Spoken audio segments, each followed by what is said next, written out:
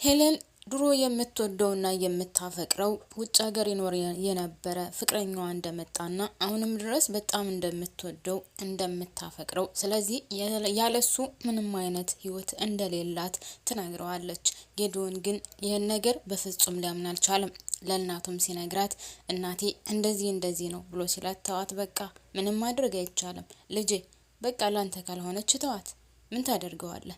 የእውነት ሴቶች እንደዚህ አይነት ነገር የሚያደርጉት ከኋላቸው ሌላ ፍቅረኛ ሲኖራቸው ነው። ስለዚህ ልጄ ልትጎዳ አይገባህም። ተዋት በቃ ትውጣ ትለዋለች ጌዲዮንን። ሄለንም ልብሶቿን ጠቅላ ያላትን እቃዎቿን ሰብስባ ከዛ ቤት ትወጣለች። ከዛ ቤት ወጥታ ከበረከትና ከናርዶስ ቤት ትሄዳለች። እዛም የሄደችው በድብቅ ነው። እናም እዛ ቤት ከደረሰችው በኋላ በረት አንኳኳና ይከፍቱላታል። ስለተፈጠረው ነገር ምንም አላስረዳቻቸውም። እባካችሁን የዛሬን ልቆይ፣ ከትንሽ ጊዜ በኋላ ተመልሼ እሄዳለሁ። ምንም ነገር እንድትጠይቁኝ አልፈልግም፣ ማንም እንዳቅም አልፈልግም ትሏቸዋለች። ሰላም ጤና ይስጥልኝ ውድና የተከበራችሁ የቻናሌ ቤተሰቦች በያላችሁበት ሰላማችሁ በዘዘት ተረፍረፍ ይበልልኝ። እንኳን ወደ ቻናሌ በሰላም መጣችሁ። ስለመጣችሁ ከልብ አመሰግናለሁ። ለዚህ ቻናል አዲስ የሆናችሁ ላይክ እና ሰብስክራይብ እያደረጋችሁ ነባሮቹ ደግሞ ላይክ ማድረጋችሁን አትርሱ። አመሰግናለሁ። እናም ሄለን ከበረከትና ከናርዶስ ቤት ተቀምጣለች። እናትየው ከዛ ቤት ስወጣ ጀምሮ ወይም ከቤታቸው ከነጌዶን ቤት ስወጣ ጀምሮ የሚከታተላት ሰው ቀጥራለች። እናም ያ የሚከታተላት ሰው የት እንደገባች አድራሻውን ይነግራታል። እሷ ማለት ሄለን የት እንደሄደች ወይም ምን ውስጥ እንዳረፈች እንድታወቅባት አልፈለገችም ነበር። የጌዲዮን እናት ግን የሚከታተላት ሰው ስለቀጠረች የት ቦታ እንዳለች ደርሳበታለች። እናም ሄለን በጣም ተጨንቃና እያለቀሰች ናርዶስን ቃል እንድገባላት ታደርጋለች። ናርዲ እኔ ቃል እንድትገቢልኝ እፈልጋለሁ። መጀመሪያ ቃልሽን እንድትሰጪ ነው የምፈልገው። ከዛ በኋላ ስለተፈጠረው ነገር እነግርሻለሁ ስትላት እሷም ስለተፈጠረው ነገር ንገሪኝ፣ ለምንድን ነው ቃል የምገባው? እባክሽን እያስጨነቅሽኝ እኮ ነው ስትላት እሷም ቃል ካልገባሽልኝ በመወጃት በስስት ቃል ካልገባሽልኝ በፍጹም ልነግርሽ አልችልም ስትላት እሷም በጣም ግራ ተጋብታ እሺ በመወዳት በስስቴ ስም ይሆንብኝ ለማንም አልናገርም ትላታለች። እንደዛ ስትላት በጣም በሚያሳዝን ሁኔታ በእንባ ነበር የጀመረችው። እናም እኔ እኮ ስትል አንቺ ምን እባክሽን ንገሪኝ ሄሉ፣ የተፈጠረው ነገር ምንድነው? አንቺ ምን ስትላት እኔ የካንሰር በሽተኛ ነኝ። እናም 4ኛ ደረጃ እንደደረሰና በጣም እንደታመምኩኝ የቀረኝ 1 አመት እንደሆነ ነው የተነገረኝ። ስለዚህ እኔ ለጌዲዮን የዋሸሁት ሁሉ ይሄን ብዬ ነው። በጣም ብዙ ነገር ዋሽቻለሁ። ጌዲዮን እንድጎዳ አልፈልግም። ጌዲዮን ሌላ ሴት ወዱ አፍቅሮ መኖር አለበት። ከኔ ጋር መታገል የለበትም። ለዛ ነው ጌዲዮንን እንደዚህ ብዬ ዋሽሁት። ሌላ ፍቅረኛ አለኝ አልኩት። እኔ ፍቅረኛ የሚባል ነገር የለኝም፣ ምንም ነገር የለኝም። ነገር ግን ይህ ነገር ውሸት ይሆናል ብዬ ከአንድም 2 3 4 ሐኪም ቤት ሄጄ ስመረመር ውጤቱ አንድ አይነት ነው። 4ኛ ደረጃ እንደደረሰና 1 አመት ብቻ እንደቀረኝ የተነገረኝ። በቃ የኔ ነገር ተስፋ የለውም። 1 አመት ብቻ ነው የቀረኝ። ናርዲ ምንድነው ማድረግ ያለብኝ? ለዚህ ነው ተደብቄ ለጌዲዮን ምንም ነገር ሳልነግረው ከውጭ ሀገር ፍቅረኛዬ እንደመጣና ያን ፍቅረኛዬን እንደምወደው እንደማፈቅረው በፍጹም ፍቅሩ እንዳለቀቀኝ ነገርኩት። እንዲቆርጥለት ነው። ጌዲዮንን እንደጎዳው ታውቃለሁኝ። እናትየውም እንደተጎዱ አውቃለሁ። ነገር ግን ምን ላድርግ? በቃ ጌዲ እኔን ረስቶ ሌላ ሴት አፍቅሮ መኖር አለበት። እኔ 1 አመት ነው የቀረኝ። በቃ ምንም አማራጭ የለኝም ስትላት ናርዶስም በጣም ግራ በሚያጋባ ሁኔታ ተነስታ ቅፍ አድርጋ ከሳመቻት በኋላ በፍጹም ይህ ነገር አይሆንም። ማን ነው ያንቺን እድሜ የሚወስነው? የትኛው ዶክተር ነው ያንቺን እድሜ የሚወስነው? በፍጹም ይህ ነገር ሊሆን አይችልም። እነሱ ማን ናቸውና ስላንቺ ህይወት የሚወስኑት? እግዚአብሔር አለ። ደግሞ ሁሉንም ነገር ለጌዲ ትነግሪውና እናትየው በጣም ሀብታም ስለሆኑ ጥሩ ሐኪም ቤት ወስዶ ያሳክሙሻል። እናም ይሻልሻል። በፍጹም ተስፋ እንዳትቆርጭ ስትላት ሄለንም መለስ አደረገችና እና ቃልሽን ሰበርሽ ማለት ነው ስትላት አይ እንደዛ ማለት አይደለም፣ ቃሌን መስበሬ ሳይሆን አንቺ ራስሽ ተነግራቸውና እናትየው ሀብታም ስለሆኑ ጥሩ ሐኪም ቤት ወስዶ ያሳክሙሻል። ሄሉ መናገር አለብሽ። እናትየው ጥሩ ገንዘብ ያላቸው ስለሆኑ ጥሩ ሐኪም ቤት ወስደው ያሳክሙሻል። እንደዚህ ዝም ብለሽማ በፍጹም የሚታለፍ ነገር የለም እያለቻት እያለ ሰራተኛዋ ድንገት ቡና ይዛላቸው ትመጣለች። ሰራተኛዋ ደግሞ ወሬ መስማትና ወሬ ማዳመጥ ባህሏ፣ ልምዷ ያደገችበት እስከሚመስል ድረስ እነሱን ቆማ ታዳምጣለች። እናም ናርዲ ምን እያደረግሽ ነው? ምን ሆነሽ ነው የቆምሽው? ስትላት አይ ምንም፣ የምትፈልጉት ነገር የለም ትላታለች። የምንፈልገው ነገር የለም፣ ስንፈልግ እንጠራሻለን ትላታለች። እሺ ብላ ትሄዳለች። እሷም የወሬ ሱስ ስላለባት ይመስለኛል መስኮት እየወለወልኩ ነው ምናምን ብላ ነው በኋላ ናርዲ ነው ዋሸቻት። ነገር ግን ሁላቸውም ያወሩትን ሰምታለች።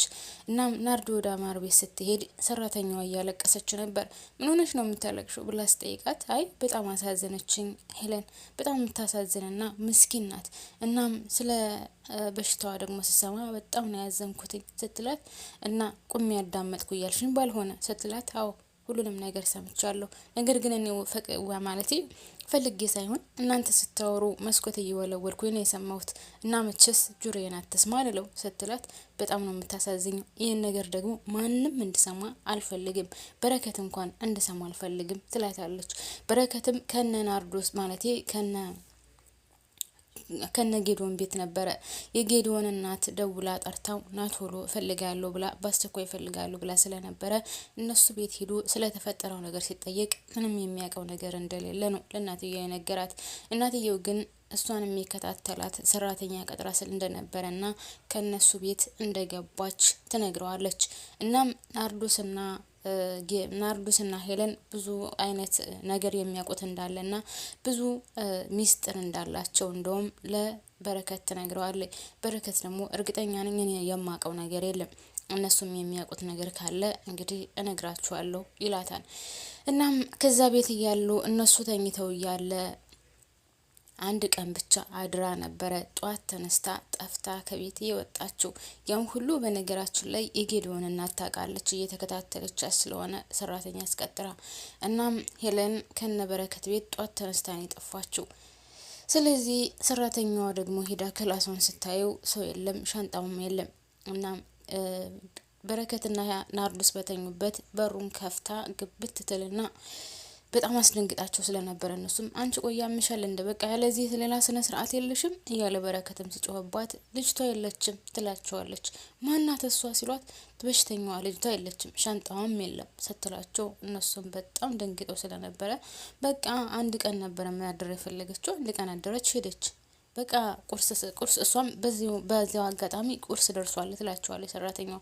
በቃ ሂጂሽ እንመጣለን ደግሞ ወሬ ልታዳምጭ ነው ሲሏት እሺ በቃ ብላ በሩን ዘግታ ስትሄድ በረከት አንቺ ስለ ሄለን የምታውቂው ነገር ካለ ለምን አትነግሪኝም ብሎ አፋጦ ሲይዛት ናርዶስ ደግሞ መናገር አልፈለገችም። ምክንያቱም ቃል ስላስገባቻት እኔ የማውቀው ነገር የለም፣ ነገር ግን ተነስቼ እሷን መፈለግ አለብኝ ስትለው የት ብለሽ ነው የምትፈልጊያት? ይልቁንም የምታውቂው ነገር አለ ናርዶስ እባክሽን ንገሪኝ ሲላትኝ እሷ መናገር አልፈለገችም። ተነስታ ብቻ ትሄዳለች።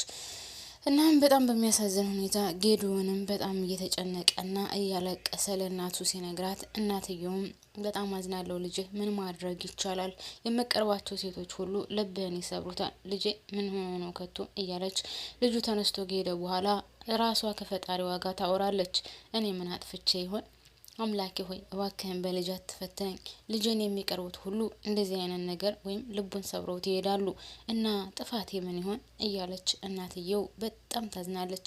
እና እናትየው ደግሞ ያው እንግዲህ ሄለን እየተከታተለቻት ስለነበረ ሄለን ከነበረከት ቤት ወጥታ በታክሲ ራቅ ወዳለ ቦታ ተሳፍራ ሄዳ ለብቻዋ ቤት እንደተከራየችና ደላላውን ሲያናግሩት እንዳየች ከዛም ቤቱን ተከራይታ አንድ ፍራሽና ብቻ ለላጤዎች የሚሆን እቃ ገዝታ ስትገባ ነው የታየችው።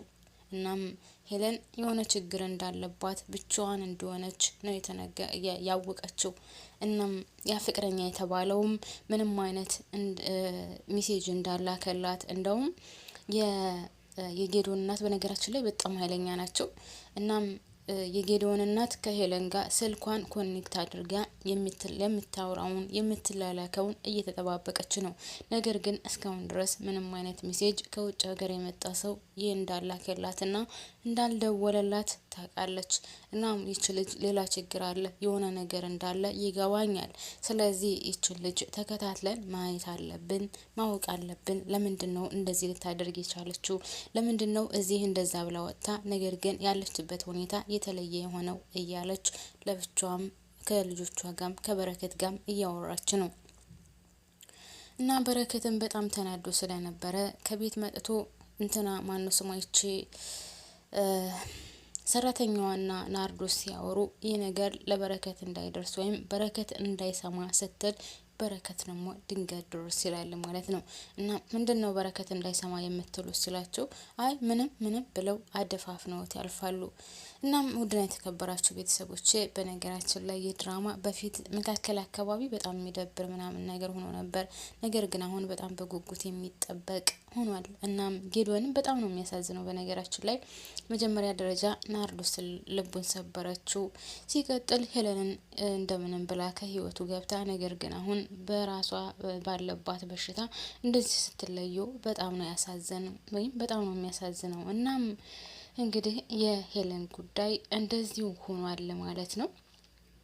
እሷ ጌዶን እንዳይጎዳና ጌዶን ችግር ውስጥ እንዳይወድቅ ለጌዶን ብላ እንደዚህ ያድርጋለች። ነገር ግን እሱ በሽታዋ ምን እንደሆነና ችግሯ ምን እንደሆነ አላወቀም። እናትየውም አላወቀችም። የእውነትም ናርዶስ እንዳለችው ሄለን እውነተኛውን ወይም ትክክለኛውን ብትናገር የጌዶን እናት በጣም ሀብታም ስለሆኑ ጥሩ ሐኪም ቤት ወይም ውጭ ሀገር ወስደው እንደሚያሳክሟት ይህ እርግጥ ነበር። ነገር ግን እሷ መናገር አልፈለገችም ወይም ድራማው ያው መቀጠል ስላለበት ይህ ነገር አልወጣም። እናም ከቤት ወጥታ ሄዳለች። ግን ናርዶስ ለማንም እንዳትናገሪ ብላኛለች እኮ እያለች ለበረከት ሳትነግረው አትቀርም መጨረሻ አካባቢ። እናም ለበረከት ከነገረችው ያው በረከት እያስጨነቃት ስለነበረ ይች ልጅ አንድ ነገር ብትሆን አይጸጸትሽም ወይ? አንቺ የምታውቂው ነገር አለ፣ ይህን ነገር ደብቀሽ ይች ልጅ ብቻዋን እዛ ሆና የሆነ ነገር ብትሆን አይጸጸትሽም ወይ እያለ ሲያስጨንቃት ናርዶስ ለበረከት ትነግረዋለች። እርግጠኛ ነኝ በረከትም ዝም ይላል ብዬ አላስብም። እናም ጥሩ ሐኪም ቤት ሄዳ ታክማ ከጌዲዮን ጋር ፍቅሯን እንደምትቀጥል ተስፋ አደርጋለሁ። ለማንኛውም ድራማው ይሄን ይመስላል ማለት ነው። ውድና የተከበራችሁ ቤተሰቦቼ እስካሁን አብራችሁን ስለቆያችሁ ከልብ ነው የማመሰግነው። ለዚህ ቻናል አዲስ የሆናችሁ ደግሞ ላይክ እና ሰብስክራይብ ያደረጋችሁ ነባሮቹ ላይክ ማድረጋችሁን አትርሱ። እስኪ ላይክ አድርጉ። የእውነት ምን አለበት አይጎዳችሁም አይደለ? ስለዚህ ላይክ አድርጉልኝ። ከልብ አመሰግናለሁ እስካሁን አብራችሁን ስለቆያችሁ። ባባይ በያላችሁበት ሰላማችሁ ይብዛልኝ እያልኩኝ እኔ እዚህ ላይ አበቃለሁ ማለት ነው። ውድና የተከበራችሁ ቤተሰቦች ቻው ቻው ቻው።